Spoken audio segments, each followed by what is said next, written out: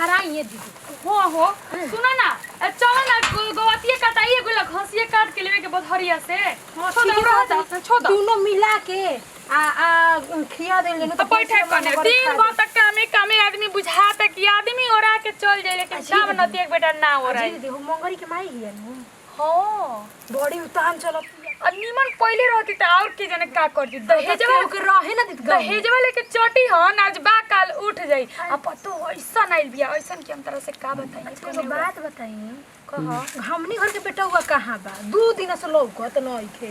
अरे हमरा तो ओकरा बारे में सोचले बेकार समझी ना जान जइयो ऊ बहेड़वा के बियाह शादी होई ना कोनो पूछियो से ना वैसे ही ओकर दिन पार लाग जाई हमनी के करे दिन दे तब न उहे नु पे छाऊ चौपतिया के बाद जाके बियाह काटे के बा उहे नु बहुत रही जान तड़ू आई रे हुआ माजी फुआ जी रे कि सुमिता के बियाह ना करबो लोग तू लोग के हो गइल बबुन के अब ओकरो को दे तू त घर रस बसे हमू मलाई मार देनिया हो ए फुआ जी लड़की देखी बढ़िया लड़के से न बियाह होई उड़रे धड़रे से थोड़ी होखी तो ठीक बा बताई हम नु चल के दोनों को काट देवे के मुंह हवे टेढ़ क देल जे कि नखिया टेढ़ बा नखिया टेढ़ बा हमनी के कितना सुंदर सुंदर बनी जा घर में उनको मेरे खराब है आ ओइसे ही सुमिता बेटा वो एकदम छिपकाटन होइलो हटे हां तो कैसे कहला कि काला बिलाइया के बकसी कहर में टूट जाला हमनी के तो उहे न करे नी जा जाय दी कोनो ये दी देखिन के घर कोनिया होती है देखो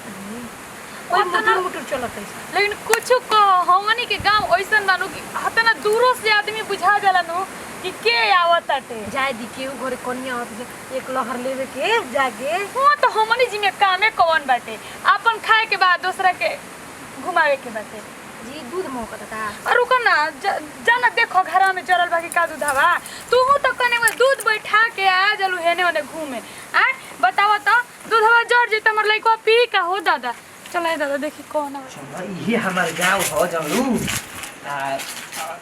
तारा के देखते हमारा प्रेम हो गई जलू हम देखनी कहनी कि ना मेरा तू ही बनबू तो बनबू दोसर ना बनी एले कोई जना होइल हन लेकिन हम बियाह ना कइनी एजी तो हमहु न प्रेम करी ना बताइए प्रेम कर लू बहुत करी ना तब ना शादी कइले बानी ये तो हमारा रुपया पैसा कुछ ना चाहिए हमारा अगर जीवन में चाहिए तो खाली प्रेम एजी रहो छोड़म ना ना हमरा के हां इधर साथ वचन जो ले ले मैं तो हम पूरा करम और माई बाबू बाड़ी कि ना माई बाबू नहीं घर मर गेलन लेकिन दू को भौजाई बाड़ी जा बड़ी माने लीजा हमरा और वहां के कह देली जा कि ना एकरा घर से भगाओ तो बोलो भगा दे काहे खाती ना ना अरे हम बियाह कइले बे कोनो भगा के थोड़े ले बनी कि भगा देम तब ठीक बाटे आ ई मोबाइल और कमन करे लगा त चलो समय हो गइल बा इंतजारे करत हो सब कुछ नु और कितना दूर बाटे राउर घरवा बस एजा से लेफ्ट घुमल जइनु त बस हमनिए के घरवे ह आ नाटी के घर बा और वो कोबे से हमरा के चलावो तने आज त का करबू देहात बनलू इहे देखो हमार घर ह हमर बाबू बड़ा प्रेम से उठैले रहन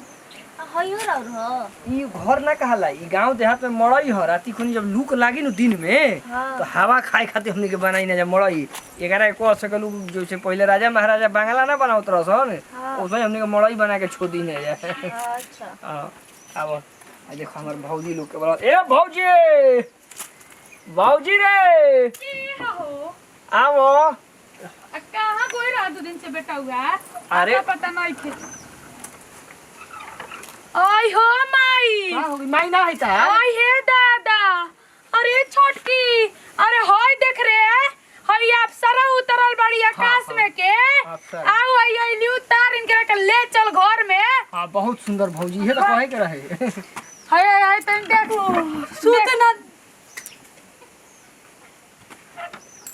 क्या जी हमार मेहरारू भौजी अरे बेटा तू बियाह कर ले उड़ाई ढुड़ाई कोनो के लिया दे बा तरह के मेहरारू मार के गोतनी मान ले जा अतना नहीं के सस्ता बन जा खानदान के पता कुछ के पता नहीं क्या एकर घर के पड़ेती बनानी जा भौजी खानदान तो एकर इतना बड़ बा कि एजले पटना तक एकरे खानदान छोइले बा अरे बाप हो बाप अल्ले बारी छपर छ जोन कोई जाला ना दीदी हमरा परिचय जाई रो परिचय कैसे तो बियाह कर लो हमसे से पूछला हो एको बार ना पूछे का बा सेंदूर डलनी है पंडित जी मंत्र पढ़न 551 दिन तेरा घर खानदान घर मर हमने के ना रही जा ना देखत नहीं जा लड़की तारा के ना। अब बियाह करे बिना जरूरी रहे अभी ये भौजी तो प्यार करने नु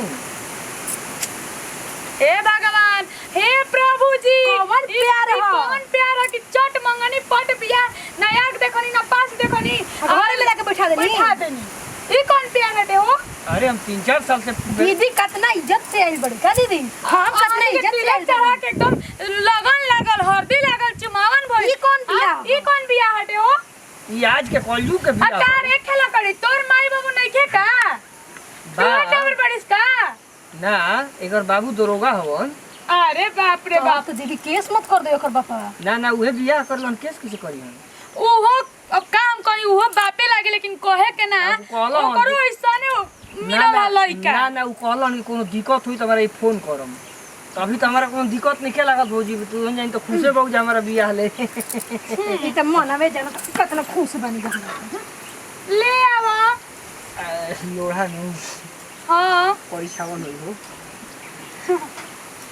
ई हमर बड़की भौजी है खूब माने। लावा हो लॉगिन घास चंगन पानी क देवल जा। परी छी जाके हम त ना परी छ परीक्षा के त परबे नु करी अब लेके आइए गोल तो जाई परी छी 10 गो आदमी ना आइले 10 गो आदमी ना जनले बियाह जी हैं आ चिंता काहे कहतड़ू भगना परवेनी उ रही उ खुद ना रही अपन माई बाप पे ना रह और हो जाई का कहत नहीं हमरा। अरे उ प्रेम हो ऐसे बोला तरीकाल से ना बोलियन जा। ला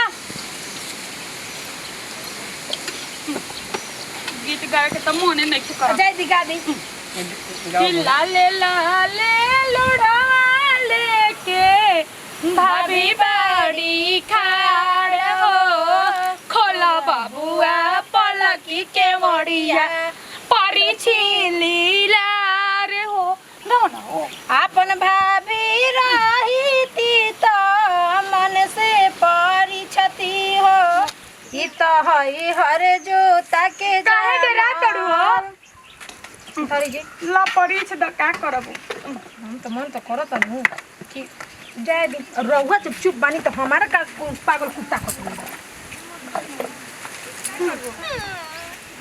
ई कैसे रोतिया हो कनेवा सुख करवाई हो गाई कैसे में खोली भाभी पलकी के मड़िया हो मोरा जाने ओला रला बाड़ी ससुर जी के दियावा हो उ तो ऐसे ही राती छोड़ का परिछम जाई पधारी ए भौजी आ हौ डलिया खचिया में जन गोड़ा रखल उ ना रखो बियाह करके मेरी पूछला हुआ कि ए भौजी है लड़के से बियाह करी कि ना करी अब तो डलिया में गोड़ रखवा है सब कहला अपने से तो हो जाके अपने से कहला जा चलो हमनी को लियै। अरे बेशरम बाबू शर्म कर हमारे एगो लड़का हो तब दीदी के सामने हम ना बोली ना बाद में शर्म कराई बीजी बानी भौजी। कितना ई बा ए दादा खराब ऐसा ना आदमी कने हो पब्लिक के का हो रे एक बात कान खोल के सुनी है ना अते बियाह करेला रोई मत टूटना मत छुआई हम पकवा वाला घर देवे के फेरा में नहीं खी रहुआ अपन दे हम हो तो हम काहे के दे हम रहम मटिया वाला घर में ऊ काहे कती अतना दिन से सजैले बनी हो अनकरा के हम दे हम नती जी से बियाह करन जैसे राखस कहां राखत अड़ दीदी जी हमरा कैसे कैसे बोलत रही जाए द लेकिन बड़ बड़ी तो हम का करी अभी नया नया बानी हमारा से तो यहाँ के प्यार करी ना कम से कम वहाँ के मानी ना कहां बड़ू दीदी जी का सोचता कुछ सोचता का कुछ सोचत ना रहे जी बस दीदी जी हमारा से नाराज बानी लागता। ये तो कुल गांव के अनपढ़ गंवार दीदी जी लोग है जा पढ़ल लिखल ना है जा एहन लोग के ई बुझाई लगे लव मैरिज क के लाइल माने कोई कोनो के बेटी बहन को उठा के भगा लाइल सीधा है लोग के बुझाला ना बुझाइले ये जी तो भगवानो न प्यार कर रही बताई तो हमने के तो इंसाने न है जा। ये तो तू किताब नु पढ़ल बा भगवत गीता नु आई हनी के ऊ पढ़ल है नहीं कि ऊ कहारा ABCD के बाद तो गौने हो गइले हम लोग के ई लोग का जने हन जा कि माने कोनो दिक्कत ना होखे दे हम लाइल बानी तो हमारा सेवा सत्कार करे के बा। हां टेंशन मत ला आज कल वो खाली गुजार रहे घर में फिर हमनी के पटना वाला फ्लैट में चल जाई ई वाला घरवा के करह ई घरवा छोड़ दिए दुनो भौजी के। अच्छा हमनी के अपन शहर में रहल जाता है कहले नु के शहर में रखम ठीक बाटे। कुछ सोचिया मत कोनो टेंशन मत लिहा ठीक न। ए जी राउर मम्मी रहती तो हमारा के कुछ जानती न मान ली कि गोतनी है तो गोतनी नहीं जानत कम से कम राउर माई तो जानती न हमारा के। ये का करू माई हमार छोटी चुकी रही तबे मर गइल नु आ बाबूओ मर गइलन जाय दी है जो से हम प्रणाम कर ले तनी। अच्छा ठीक बा, टेंशन मत लो। हम आओ तनी 1 घंटा में। कहाँ जातनी? अब दिनवा में घुसो रहो घरवा में, तो घुमा घरे कोई संग गावना बियाह भइल त सारा बहरी निकलते कदी ने भगा दियन जा तो अब वहाँ के। हम दुआरिये पर, अब ज्यादा दूर नहीं जात भगोयन जना। ए जी हमरा डर लगता है, जे बैठ रही ना। ए हम बैठे का तो हमरो मन करता, लेकिन हम बैठम ना नु, कुछ मजबूरी बा है, समझ तड़ू नु। पानी लिया दी। ना ना अभी तू कुछ मत लाओ, तारा कुछ चाहिए ना हमरा कुछ ना चाहिए। अच्छा ठीक बा, तो हम 1 घंटा वेट कर, ठीक बा नु। हम तब आराम करे चल जाई। हां जा आराम कर, एकदम कोनो दिक्कत नहीं है। ठीक बाटे। अरे का भइल? काहे गाले हाथ धो के बैठल बाड़ू? कर बनावा खियावा कॉल लेलस तब का भइल? बताव बाद में पछतैले का मतलब बाटे? अब हमनी के का होखी? बनवाई अपन महारानी से, नहीं की महारानी से बैठ के हुरी हैं। हैं कौन कौन की विधि विधान से बियाह का केल बड़ी उनका के आरती उतारल जाओ, खियावल जाओ, छुआवल जाओ, पूरी या जाऊ। अब ओकरा के नइखी कहत हो, हमारा बाल बच्चा के अपना बाल बच्चा कमी के बनावल जा खियावल जा, ओकरा के तो देखत त मन करता दोनों के जहर दे दी कि वो रह जासन। हां हम पहले बता देले बनी। अरे रोगा का में काहे बैठल बिया जी पलंग पे? बैठा रहे दुरदुरा देनी है, जाके छतवा पे मड़ैया लागल ताला मार ले बनी हम अपना रूम में। हम मार देनी है ताला रूम में। बताओ अब ये क्वेश्चन भी सिखावत है नु कि देखी ना हमारे रूम में बैठ के हमरे कहती नु कि दीदी जी के ऐसा ऐसा कह दिनु कि हमनी के घरवा हो जा, दीदी चे जा गोइनिया हाथ ध के खदेड़ देनी है। हां बस कर दे तनी, हम तनी मन से कर दे, रूम खाली कर दे। खिलाड़ी बिया वो नहीं खे मुख ये करो कान भर दे के नु त भाग जे ऊ में के नहीं खे। हम एकर बात से पकड़ लेनी कने जान जई हो, जानलू के जाने कितना दिन रहियो सन। हे भगवान, हे प्रभु, मन तो भौजी अब का कहिए दादा। आओ हो बैठ जाइए जी। कहनी है भौजी कि हमनी के जात हैं पटना वाला फ्लाइटवा में, फ्लाइट ले ले भैया हो जा, तो इनकरे नाव से लेनी भी हवा पड़ी तब। हां अब कहिए ले ले बेटा हुआ ये ले लो, ये बैठो हुआ। हां तो बियाह कोई नहीं, वही दिन इनकर मुंह दिखाई में हम फ्लाइटे को इनकरा के दे देनी। अब पैसा कहां से? ये बैठो हुआ बैंक में जमा कर रही 5 साल में तेगुना होके वाला में। ये बेटा हुआ तू तो बड़ी घर निकलल हो। जान तनी अभी तारे बारे में बात करत नहीं है बाबू ना जी। हां कि ज्यादा हम कहानियां बड़ी सुघर मिलल भी। हमनी के क्वेश्चन जे करती जाए ना करती जाए, लेकिन अपने पसंद से ठीक के ले आए बड़ा। अभी अब कहत रही ना कि पूरी उड़ी छान के दीदी चलिए छुआ दी, छुआ दी ले जाते रही काम करे। आ दूध कह देले बनी, हम दूध तो कह देले बनी हमार जी घरे। हां यहाँ चली। आ रुका अरु का कने राशन पूरा हो जाए द। बाबू जान तनी बड़ी पैसा लागता यही जो हम सोचत रही कि बबुआ के अपना तनी अहर शहर में रखी पढ़े लिखे के। हां हां अरे रूम बटलाई मतलब का किराया दियाई ओही में अब रात भर हम मिल के रह जाई ना कनिया। बोले बा तो अभी हमनी के जात हैं जा वो करे थू बनू गिरहिवास बा। तो बड़ जेठान में के ना लिया जाइला, हमने के तो जरूरी तारा के टोला माला के लोग थूक के निहाल कर दी कि बड़ बुजुर्ग के बोझाइयो के ले नहीं खे। ए भौजी लिया के चलती, लेकिन अभी बड़ा पूजा नहीं करत, अगला महीना में दिन बा बड़ा पूजा के, तो सब कोई चली। सब कोई आए अभी खाली हल्का सा पूजा कराओ बन, ठीक नु? चल चलो। हां चलिए। फोन नंबर हम फोन करम रोगा पे। अच्छा ए गुरु माँ हमरा खाती है, एगो इनका खाती। हां तो दूगो बुक कर देले भाई। अच्छा हम खाली होई तो बोलाई ना, ठीक बनू? तू को किराए पे दे देले बनी। हां ना तो निकाल दे हम कम के हमर परिवार रही का हो। अच्छा ठीक ठीक चलेगा नु।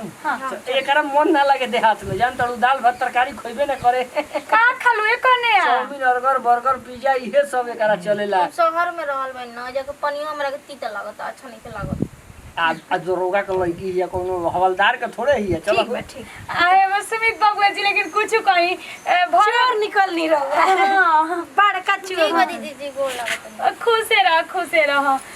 अच्छा भैया लोग कमाई लो इतना दिन है, तो हमारा का तो 500 रुपया फार्म भरे के बाद भैया लोग का बात करतनी? कहतनी चुरा के गुटखा खा के दांत सरा लेनी जी। ए दीदी भैया के पतिया बतड़े भैया के मत दो ये सुमित बबुआ रोवा पड़ी रोवा का पोस्ट देलन जा भैया लोग के नेके मत धोइए बाबुआ। ए भौजी का करबू कने आज जुग में आग लागल बा, आज बदल नु गइल ना ना बदल कि 16 साल के रही तब माई बाबू जियत रहन त हिती चुकिल हाथे चके भैया को माई करे ना वो छूट हां जाई। चल गोड़ लागल चलेगा दंड गोल पड़ा। लागले। अच्छा ठीक है चले भौजी चल याद रखियो बाबुआ। एकदम तू याद रखिए ए भौजी जोन कहलू तोन हमरो याद रही।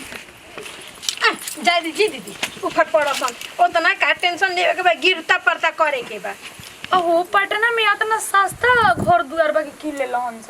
तो 5 लाख के 3 साल में 15 लाख नु होता जी। हां 3 गुना। अरे कोई ये साइड में किन लेवे सन देहात साइड में ना तो मेन शहर में मिली हो। एगो रूम हो ना मिली 15 लाख में। अच्छा जाय दी का करबो अब तो चिराई हाथ से निकल ए गई। दीदी छोड़ी ना ई कहि ना कि आधा आधा हार्मनी के हो गई दीही तब नु दीही तब नु हटे का मेहरारू के नाम से ले ले बनी तो दीही। अरे हे में जी हाय हे घर में अपन हां एमे तो होई एमे 3 हिस्सा लागत रहनु अब 2 हिस्सा नु लागी पटना वाला पे घर पर राज कर। हां पहले बाटे यही बात के हम दल पूरी बनावत नी खीरियो बनाइयो हो काजू मेवा डाल के। चलो ये दादा खाए पी